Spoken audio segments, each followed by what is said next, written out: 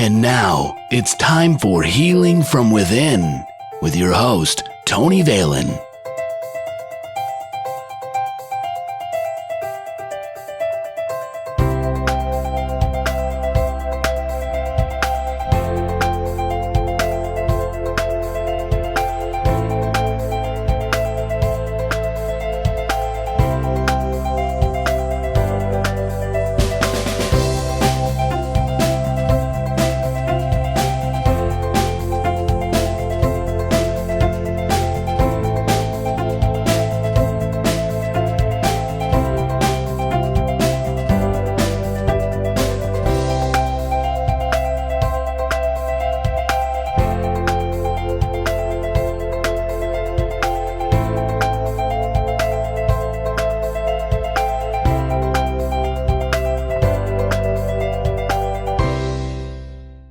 Welcome to Healing from Within. I'm your host, Tony Valen. You can contact me, Tony, at tonyvalen.com, or visit our website, healingfromwithin.net. Follow the show on Twitter, at TVHFW. The show is also available on iTunes and YouTube. Just search Healing from Within with Tony Valen, or search for the Tony Valen channel on YouTube. Joining us on today's show is psychic medium and owner of Earth Angel Gifts, a metaphysical shop in Tampa, Benjamin Daniel Hall. You can learn more about Ben and his metaphysical store in Tampa by going to earthangelgifts.com. Like Ben on Facebook /Earth Angel Gift Shop and follow him on Twitter at @angel_gifts. Ben, welcome to the show. Hello. Hi. So let's get started. Ben, what are your gifts and how did your journey begin? Let me try and simplify it the best I know how. Okay. I think the journey begins when you realize that something's happening outside the norm, outside of fantasy and outside of what you think might be real. And when I started actually seeing there was something actually happening that I could prove is when I realized, hey, there's something to this. I was always aware of it. Mm-hmm. Or maybe on some level I hoped it was real. But when it actually started happening to me when I was 19, or actually I was 18, and I could do what I thought I was doing, and I could do psychometry really accurately, and I could pick up images on people, I knew something more was happening, because it was dependable information. It wasn't just bits and pieces. I really knew it was happening because I could prove it to myself repeatedly. So that's how things got started for me. And as far as what my gifts are, I think I'm just very sensitive to the energy that we're all trying to describe and understand and put human words on that we're still struggling with. Right. So. Yeah, I could definitely agree with that.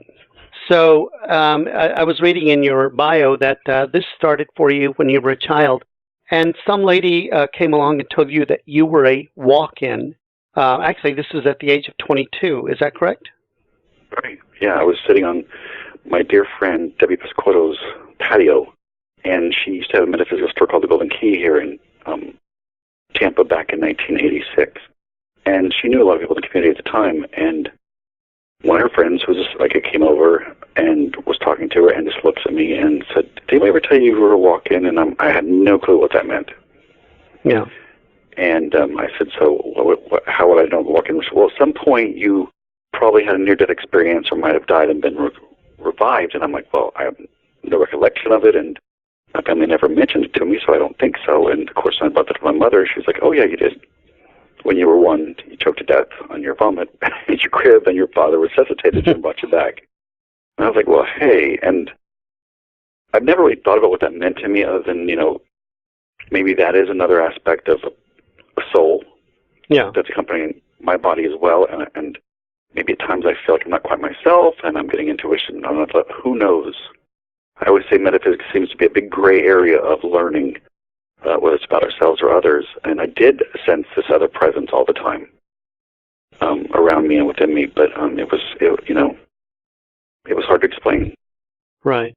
Now, and I was going to ask you, do you feel that you're a walk-in? I mean, do you feel like you've had a past life, or do you feel any other type of connection? Because from what I can tell, a walk-in is someone that does step into someone else's body, for lack of a better word, that they left, but you just walked right in and took over where they left. Do you feel any type of connection with something else?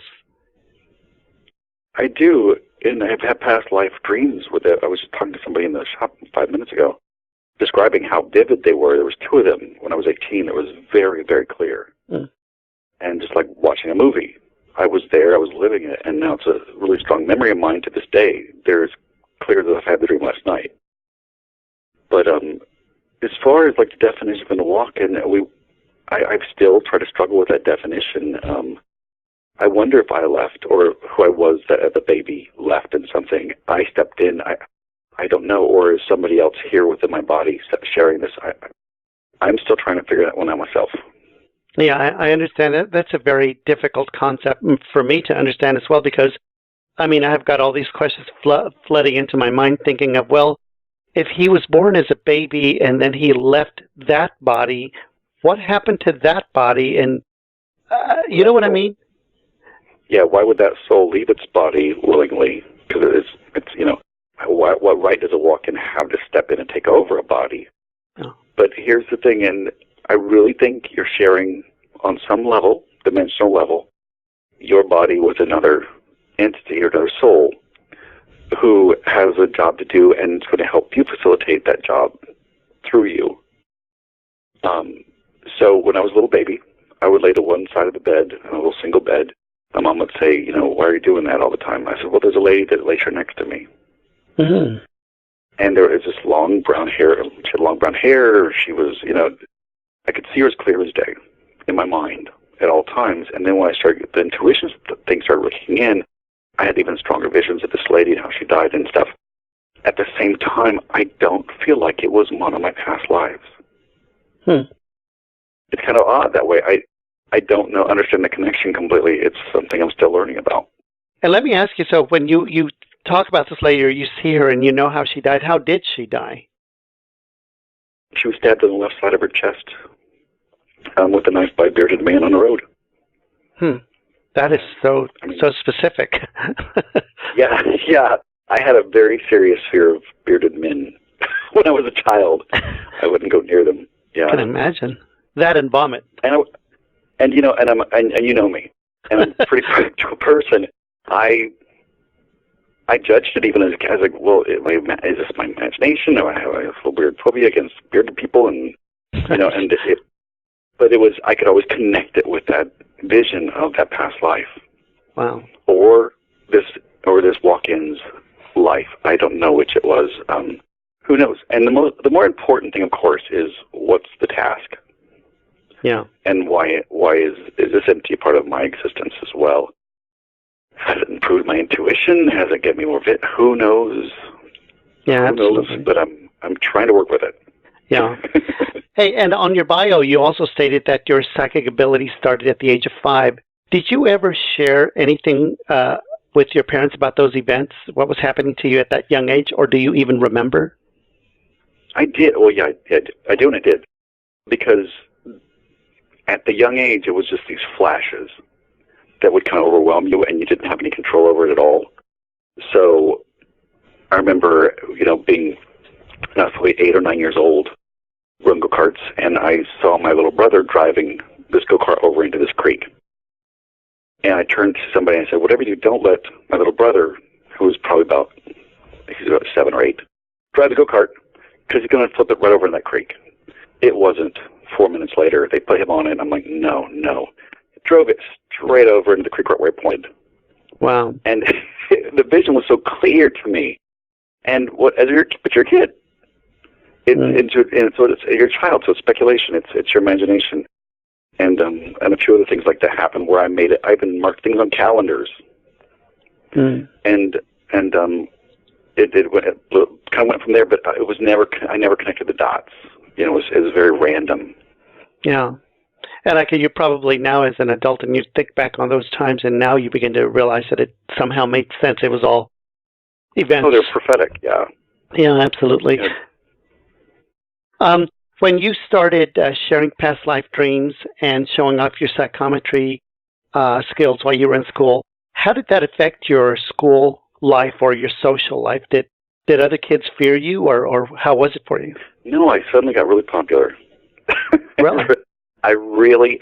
Because it was so easy to prove, And it was kind of a shock factor for people around me. And this was right at my end of my senior year that I got really popular with it.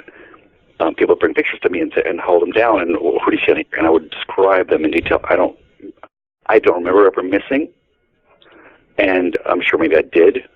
It was good enough to where everybody was just amazed by it, and I was amazed myself. Even to the point where I had somebody pretty angry at me and try to come after me because I saw things on the driver's license. But it was happening that way where it was just very raw, and it was just like I was just letting things spill from my mouth, and whatever I saw, I said it. Right.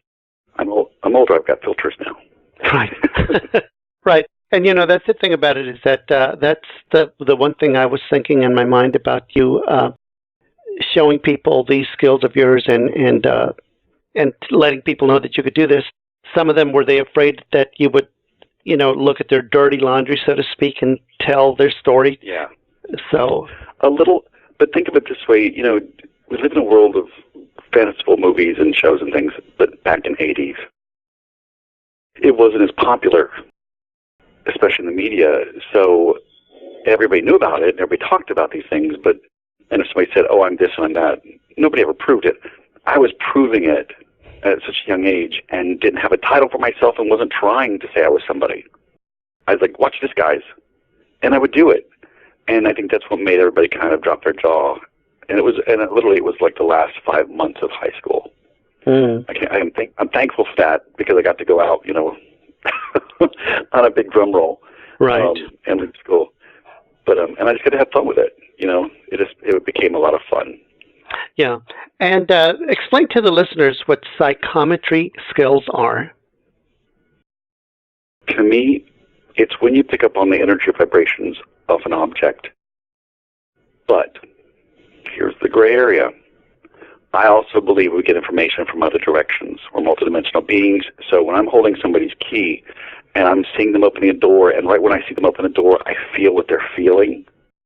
Maybe a part of that's not just the key. Maybe it's a part of my higher self or my spirit guides also giving me information. I believe we get it from all different sources, and we should never limit ourselves. So when you're doing a reading or you're testing your own personal skills, think of yourself as having 7 or 8 phone lines at once going, and let them all give you information. And don't limit to say, well, I only do psychometry. I only get things from pictures I hold in my hand. Never do that. Always leave that wide open to say I get information from multiple areas using different modalities. Sometimes I hold a picture. Sometimes I have you hold the picture. Sometimes I just look at the image. Let yourself have no limits and see where it comes from. So that's my explanation of psychometry. Absolutely. No, and I like that. So explain to someone if they walk into your office and they request a reading from you. From the time they walk in the office, what is the procedure that they would expect from you? I always say to them, come on and have a seat and let's see what happens. That's the way I believe it should go. It's like I don't know what Spirit's going to give me. What I have come to realize is even for people who I know personally, I've decided I'm not going to try and read you. I'm going to let them tell you what they want to tell you. Right. And Spirit will come up with things I would never have thought to say to these people, which is great because it's like I don't get to try and, I know this is going on. I know let go of all that. And I let Spirit come through and say, they want to talk about something I have no idea what they're talking about. And that person acknowledging it, going, yep, And that's the confirmation I need. The head goes up and down, not from side to side. And that's how I know there's a connection. And I tell them things that are specific to them, that are going in their life, and we go from there with the message. And I think for me, that's what a reading consists of. Let's confirm that I'm doing this. I am. Okay. This is the message. And grow from there. If there's additional questions, I try to see what else they have to say about it. Yeah. So, absolutely. And when you read people and you come across a skeptic or you come across someone that you're telling them stuff that you're getting and they just don't seem to understand what you're saying to them or they don't identify with it, how do you deal with people that come across that way? Well, as you know, it happened just the other day. Oh, okay. And and I'm not bragging when I said it's really rare for me. And even now, after doing this for 25 years ago, am I not looking at this right? Am I not connecting? And I backed up, redid my cards, and the reading, it repeated itself. Once again, this client was like, I don't really get this. I don't know what this is for me. I stopped the session, and I said, that's fine. I don't know why they're telling me what they're telling me, but let's try and find you somebody who connects with you and that there's good energy there for you to understand. Because, again, that's my goal. Yeah, to give them. So, because a lot of times, it is a good connection. They tell you, and it's clear, and the message is clear. And I get a little spoiled with that. But the moment you come up against that wall, it's, okay, is this me? Am I not listening? I just try to do the best I can, That's all any of us can do.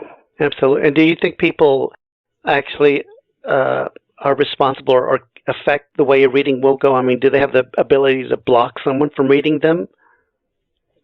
You hear that all the time, and I don't honestly know. I read people that were absolute horrible skeptics. I think, for the most part, most skeptics are the ones who really want to know that it's real. Yeah. And the reason they're so skeptical is they're like, okay, I'm really listening. I really would like to see you say something that opens my eyes. And then there's people that they'll just tell you their life story if you let them in the first 30 seconds they're in their chair. But of course I stopped them. It's more about the process. Everybody wants to be a believer. Everybody wants to know there's more out there than this physical that we can physically touch because we can sense the rest. Getting the confirmation through some type of spiritual contact or spiritual reading or paranormal event allows us to open our minds a little bit more and live in the idea that there's not just this. Yeah, absolutely. And the funniest part is, Tony, we have to be reminded of it all the time. Even if we've seen things, we want to reconnect and have another event. Yeah. It's like you can't just go to the amusement park once. Got to go back for the ride more than once and reconnect with that event. Absolutely. How long do you think people should wait between readings? Because I know some people go to a psychic and it's like they become addicted and they want reading after reading after reading. I mean, is there really a certain amount of time people should be waiting between readings, or is it because at one point it'll become just null and void? What do you think? I have a double answer for that in a sense because, on one hand, if I do a reading and I'm talking about these 3 months up till, let's say, May, this is what's going on with the cards, okay, we're good till May. This is what's happened. I want confirmation. I always tell people, call me, let me know. Did this happen? Was this connected? Did this happen? At the same time, if another major event came into their life that didn't come up in the cards for whatever reason, somebody in their family is now going through a divorce and they want to know the kid's going to be okay, and they might want a reading through them about somebody, they might want to come in and get information about something specific like that. And we'll see if Spirit will acknowledge it. And we try. But I always say to somebody, if a reader gives you a timeline of 3 or 4 months or a year, whatever they're giving you, let that play itself out before you start calling them every 15 minutes to see if you should wear the red shoes or the blue shoes. Right. Yeah. Exactly. So you also, in your bio, you talk about your grandmother, and she's talking about an Ouija board. Me personally, I have always heard that a Ouija board cause people to be possessed by evil spirits, and they really were more about evil. What do you think? What are your thoughts on that? It's a tool. And, well, of course, like any other tool, whether it has a sharp edge or fires a bullet, it's all in the hands of the user, of course. Mm. Whether a Ouija board has the ability to open up doorways, I think people have the ability to open up doorways. My great-grandfather from eastern Kentucky used to do this thing called raising the knocking spirits.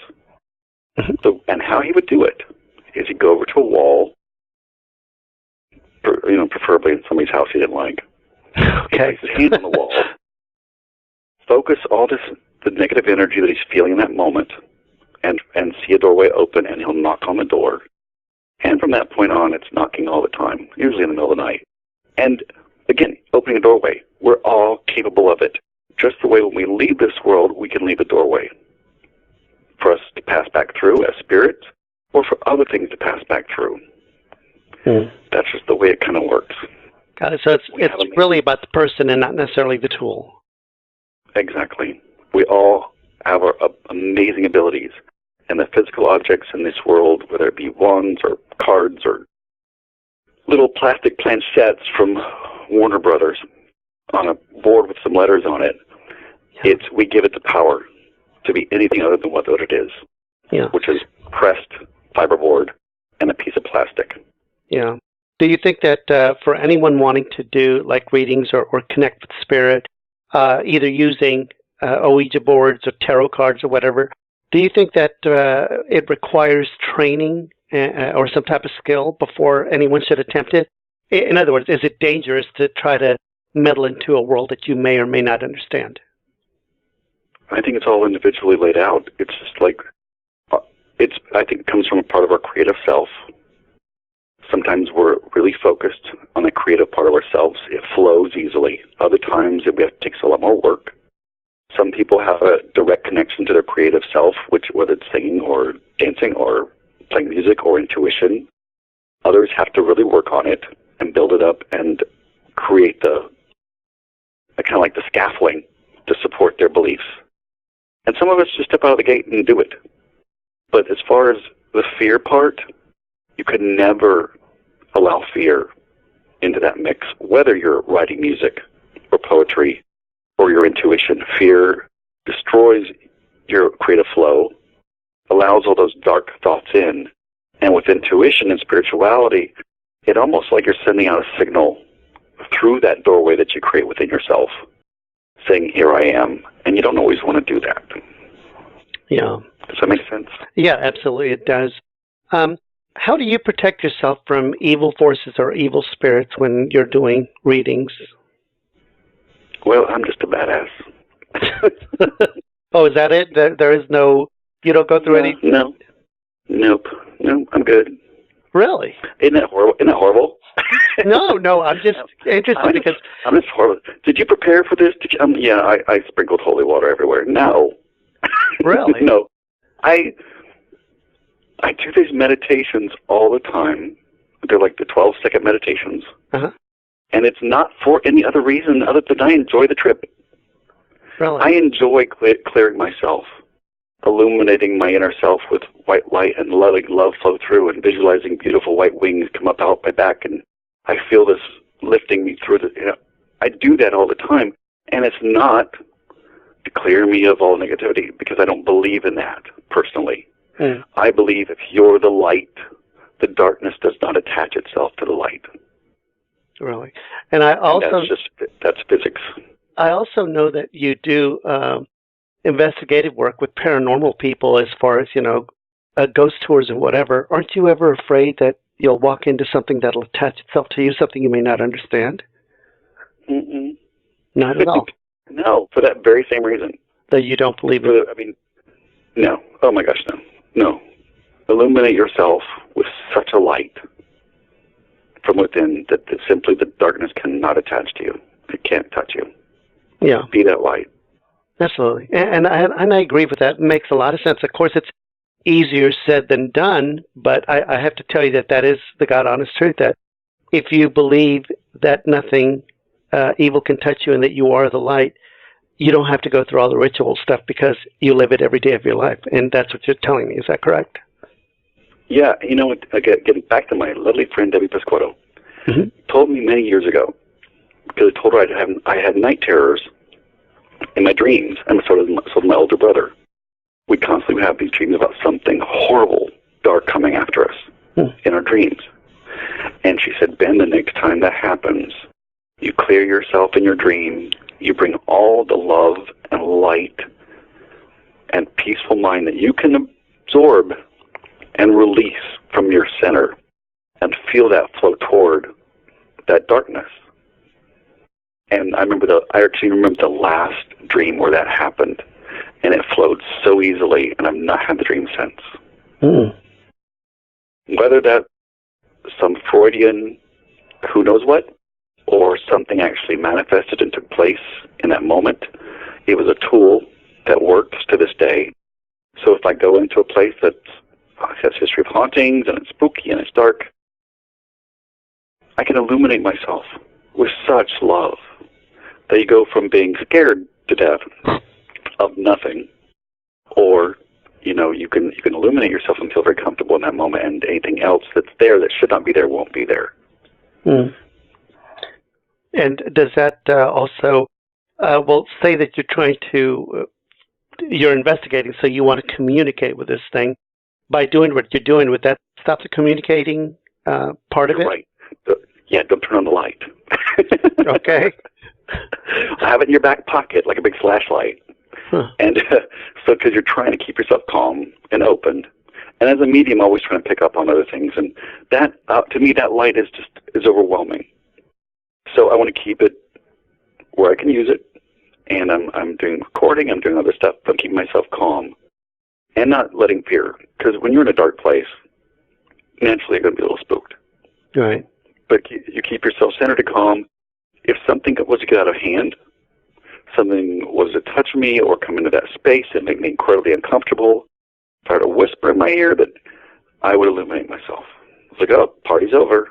You made me uncomfortable. Oh. And when I talk to spirits during those events, I make it clear. It's like, I'm in control here. I am physical and spirit. I'm both. Mm. I walk in both planes, so I'm not afraid. But at the same time, there are things out there that gives you that scared feeling when you're around them. Right. And that's where you stop the crazy, or at least, yep. I get it. Turn on the light. Right.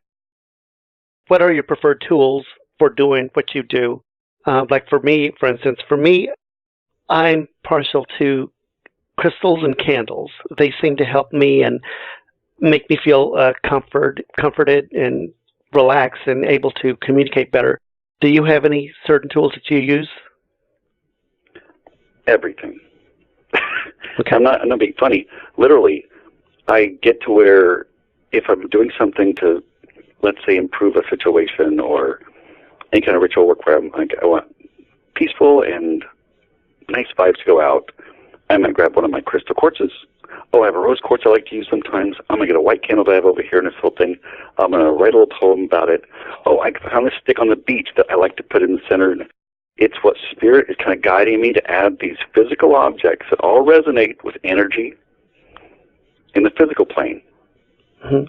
And it allows us to connect. It's like a recipe for energy to be. And then you use yours to give it a little breeze off into the sunset on the waves of whatever you're doing. And there it goes. Very interesting. So I'm like, I don't limit it. I can be walking in the woods and see a piece of stick, and I'm like, I'm going to need that later. And I feel connected to something. And I really do that. I find it's a rock. Of course, it's kind of hard down here in Florida. Yeah. But when I was in Kentucky and in Colorado and stuff, I just find these stones and things that are just, wow, there's a vibe here. And I would put them in the center of what I was doing, or put a candle on top of them and just work with it. It's your energy taking on these tools to push it forward, to acknowledge what you're trying to achieve in this physical world. That's true. I agree with that. This is Tony Valen, host of Healing from Within. You can contact me, Tony, at TonyValen.com, or visit our website, healingfromwithin.net. Follow the show on Twitter, at TVHFW. The show is also available on iTunes and YouTube. Just search Healing from Within with Tony Valen, or look for the Tony Valen channel on YouTube. We're talking to our guest, Benjamin Daniel Hall.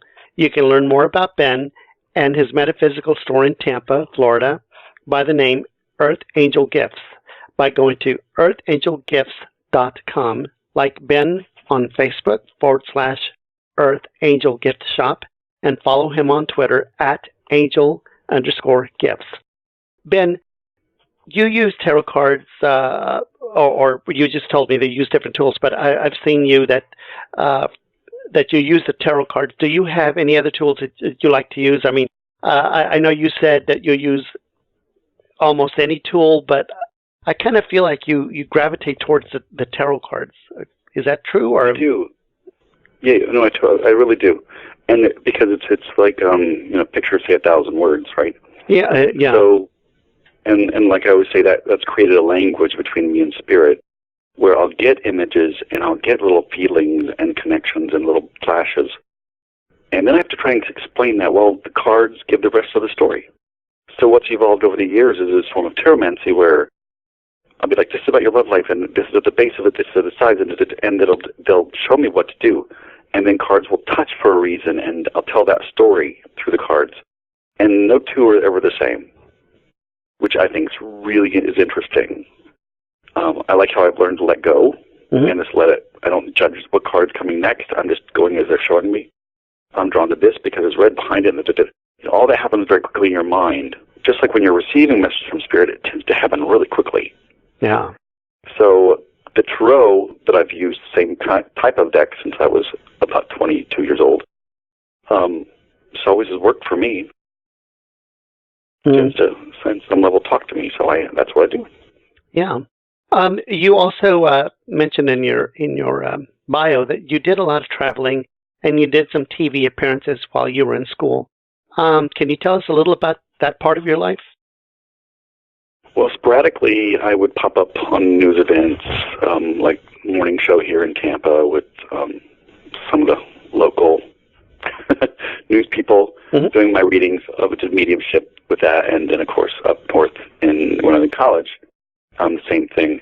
But 3 years ago, I actually got to shoot at what's called a sizzle reel in Denver, Colorado, at Scruffy Murphy's Irish Pub, which was a really neat event. We got little bits of it on the sizzle reel. It's on YouTube under Spirit Seekers with Benjamin Hall. And it was a lot of fun. It's fun to do it. But like I tell everybody, it makes it difficult because, it's not, sometimes it's like, stop, back up, let's do that again. I'm like, wait, what? Oh. But I just told you what I felt. Do I have to repeat that? You gotta relive it. And as a reader, that can be a little awkward. And there's a party that has to say, well, I have to look good, knowledgeable, intelligent, like you did doing any job. Right. At the same time, ego can be such a blocker because a strong ego, I think, when it comes to a medium, means they're insecure. Yeah. I know that sounds odd, but if you're put on TV and you start making things up and you got to look good and you got to look great and you got to look grand and dramatic, stop. I think it makes you look really fake. Maybe there are moments when things do happen and you're overwhelmed. Maybe that is your personality to react. But in these situations, I was like, Ben, be careful, because the world's seeing this, and at the same time, just talk straight from what you're sensing, talk logically, and don't add a bunch of hype to it, because as much as some people want to see the hype, it also kind of discredits you. Yeah. So just like in a reading, when I'm talking to somebody about what Spirit's giving me, and they say, well, what about, do you think this is going to happen because my other half's doing this? I'm like, instead of having an opinion, I will say to them, let's see what Spirit says, because I'm not going to comment on what I feel, because I could be wrong. So I ask Spirit first to confirm what maybe I'm feeling or what I'm sensing, and I like that confirmation. And same thing when I'm doing a mediumship or something like that. Before I start saying things, I want to know that I already felt it earlier before they start asking me questions. So usually I'll do a read before anybody talks to me, and I'll reflect back on what I sensed earlier. Rather than go through it and say, right now I'm feeling this, or right now I'm getting this. That just wouldn't serve me. Yeah. And when you had to deal with this type of atmosphere where, with TV and they wanted you to do take after take after take, and you're supposed to relive the incident, I know that me personally, that if they asked me to do that, I'd probably be like, if you didn't catch it the first time, you're not going to catch it, because it's kind of difficult to, because it's not coming from you, it's coming through you, and I don't think they understand that. Exactly. And it comes quickly, Yeah. It's just like, and you're like trying to, and I feel this, blah, blah, blah, and you're trying to express it and explain it without my cards. Right. And then like, okay, wait, can you come back around the producer at this point and talk about this? I'm like, oh no, really? I barely know what I say from moment to moment anyway. Yeah, me too. And I tell people all the time, it's like, if you don't think these people who are on TV are really stressed, they are. And again, push to perform each time, push to be right each time, push to get something on somebody every time. I would love one of them just once say, you know what, I'm actually not getting anything right now. Don't know why. And of course, it wouldn't make it on TV, would it? Because nobody wants to see that. Right. They would edit that right out. Yep. So let's show the bit where the long on psychic doesn't actually get anything. No one wants to see that. Yeah. If you didn't follow your path as a psychic medium, what do you think you'd be doing right now? You wanted a serious answer on this one, didn't you? I did. Well, as you know, I have a degree in nuclear medicine, and I worked in nuclear medicine on and off since I graduated when I was 25. So I would probably still be working in Denver in nuclear medicine, which I loved, and seeing patients every day and doing the normal grind. Mm. So, and you wouldn't, well, I guess so, huh? But you would still be a healer in some way or the other, because I feel like as a psychic medium, we all are healers anyway, so. The greatest thing, and especially with what I did, is I had time to talk to people. So I would find ways to bring up things maybe they want to discuss, or, you know, are they getting nutrition, and just in conversation, not as a you know, medical personality or somebody who is trained in that area or licensed in that area. I actually had the option to have conversations, general conversation with people, and all kinds of stuff would come up. I even used to play metaphysical music in every place I worked. Mm-hmm. It'd be peaceful and relaxing, because they have to lay there for sometimes 30, 40 minutes. Yeah. And my goal was to trying to bring them 5 minutes of peace, or even make them smile if I could. As a healthcare worker, I think that's your job. It's to do your best to make somebody's bad situation a little better. Yeah. And, you know, and I have to tell you that probably as an intuitive, because this happens to me all the time, I can almost guarantee that it happened to you too, that people will completely and totally open up to you and tell you things, such personal things that, you know, I don't know about you, but for me, when they start talking to me, sometimes the things they're telling me, I'm like, why are they telling me such detailed personal stuff? And I sometimes ask them, and they're like, they feel a comfort level with me. And I think it's that connection, that energy connection. What do you think? Does that happen to you? And did that? It has, and I usually stop them. Do you? Because I learned way back, people like to vent that kind of information. Yeah. And it doesn't really serve a purpose always in what you're doing. No, because like I said, they confirm. Maybe sometimes they add to the story, but if they take off on a tangent of, you know, why that cream or ointment's not working for that part of their body, I'm always just like, well, let's see when you get specific. Sometimes with readings beyond what I'm given, I can't guarantee I'll have any answers for them. Yeah. And again, it turns into speculation of, you know, what my opinion is, and I don't really want to give that. Right, exactly. And you say, well, what I'm talking about, people sharing with me, I'm talking about people on the street, day-to-day people. I'm not talking about people reading. During reading, wow. Yeah, no, not during the reading. During the reading, I tell them flat out from the beginning. I say, tell me nothing, because if you do, it's not going to help me. But I'm talking about, like, whenever I'm grocery shopping or whenever I'm somewhere, I'll just turn and say hi to someone, and someone will just tell me. I'm telling telling me about their divorce or how their husband is cheating on them or things like that, and I'm like, why are you doing this to me? So no, they don't do that. They do not do that to me. Really interesting. No. So, Earth Angel Gifts. I always go to your shop, and actually I do readings from there, and I love doing it. Why don't you tell the listeners about your shop and tell them everything you have to offer, because I think it's such a wonderful energy and a great place to go. Well, my goal was to create a place where people could just come in, sit down, and talk about metaphysical topics. We have used books, which are neat, because people can literally pull them and refer to them, or just look over them, or read them, if they would sit here. And it always, again, I always refer back to Debbie because I love her so much. Her little shop, the Golden Key, had a bunch of chairs in there and tables for classes and things, and just a few retail objects. And I was like, that was amazing, because it wasn't about always going in and purchasing. It's about, sit down, let's talk about this stuff. Let's all hang out and have some group energy, or, you know, meet somebody really interesting who's coming through town. It's what a center should be, regardless of what the focus is. It's a place to come together.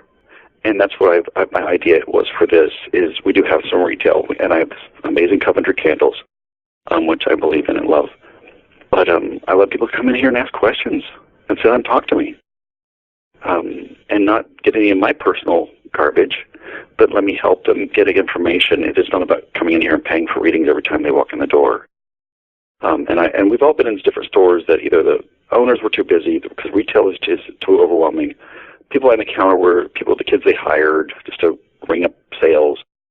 If you want to speak to somebody, pull out your wallet. And I said, I don't want that. Yeah. If people can come in here and have conversations with people who are into metaphysics and have been for 20-some years and have a grasp of crystals and the candles and meditation, it can help. Then it's the kind of center I'd want to have. Absolutely.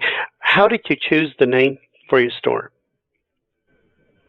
I had opened under that same name on Kennedy Boulevard, almost right there at the Del Mabry intersection, Earth Angels, and that's when I was on the morning news.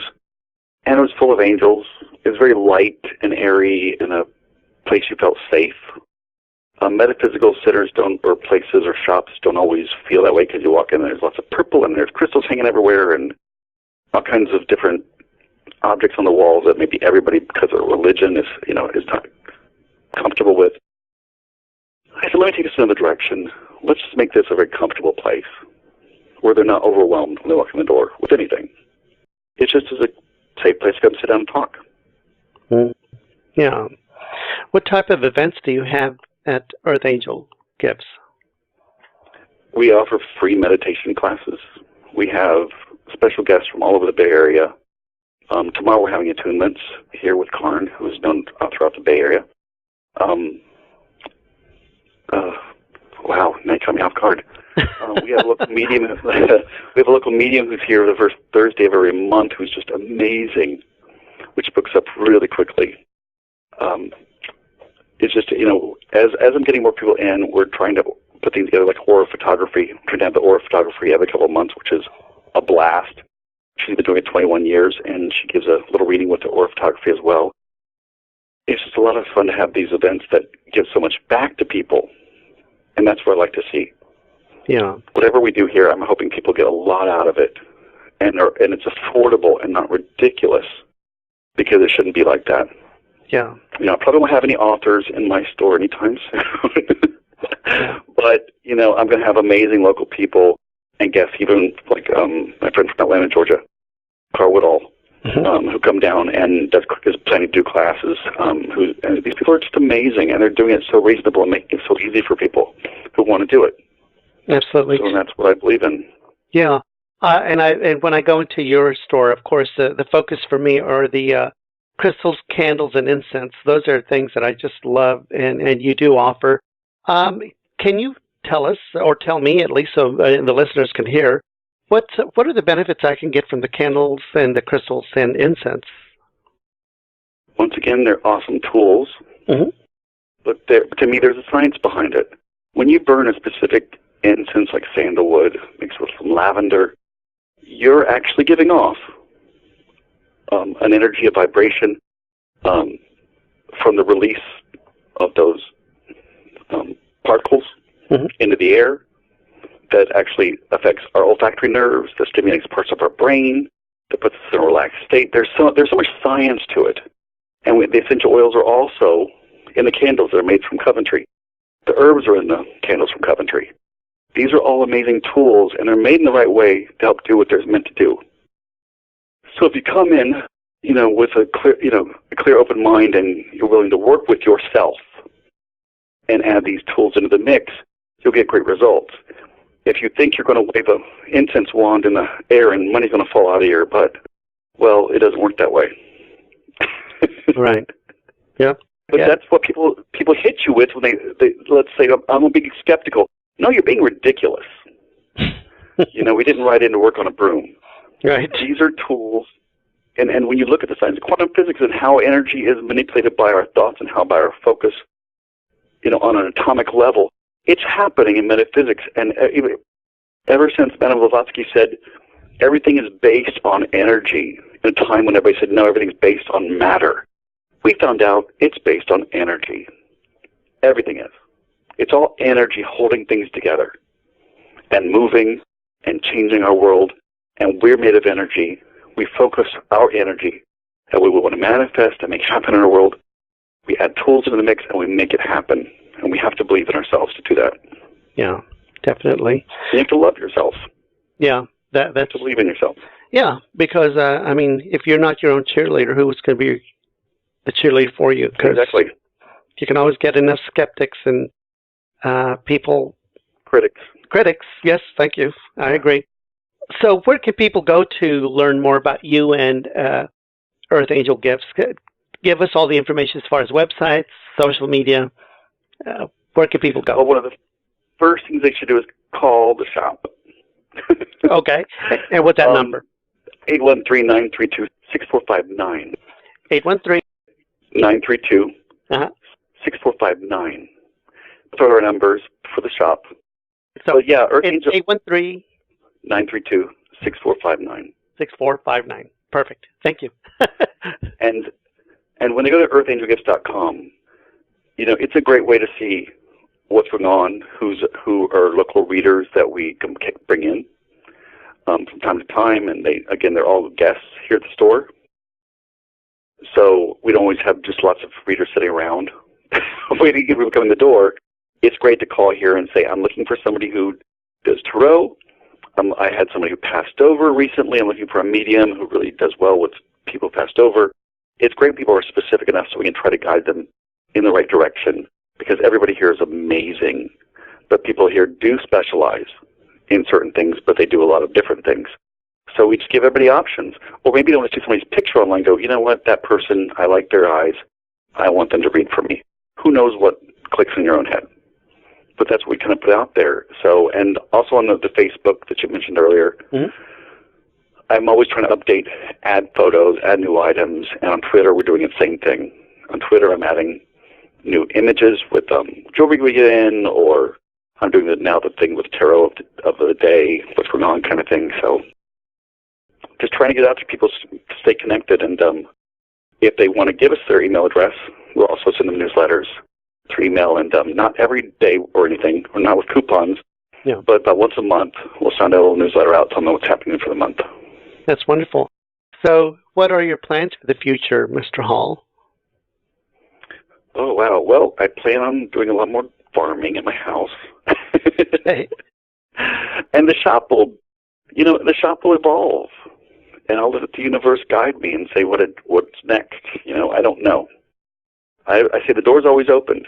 Yeah. And everybody, I hope, becomes a part of this who comes in and connects with us. Because it does take a village to run a metaphysical shop.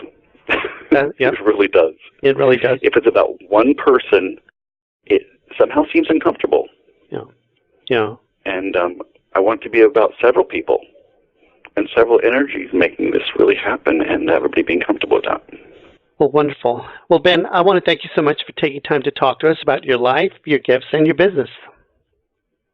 Thank you so much. I appreciate the time. You're welcome. Our thanks to psychic, medium, and metaphysical store owner Benjamin Daniel Hall.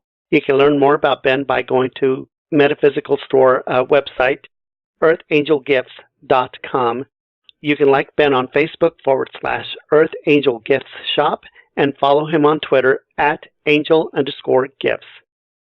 You can also call the shop at 813-932-6459 and ask for a reader or any events that are going on. You are listening to Healing from Within with Tony Valen here on Blog Talk Radio, airing Monday through Friday, 6 p.m. Eastern, 5 p.m. Central. Visit our website, healingfromwithin.net. Contact me directly, Tony@TonyValen.com. Please follow our show on Twitter @TVHFW. The show is also available on iTunes and YouTube. Just search Healing from Within with Tony Valen or look for the Tony Valen channel on YouTube. Thank you so much, and love and light from all of us here at Healing from Within.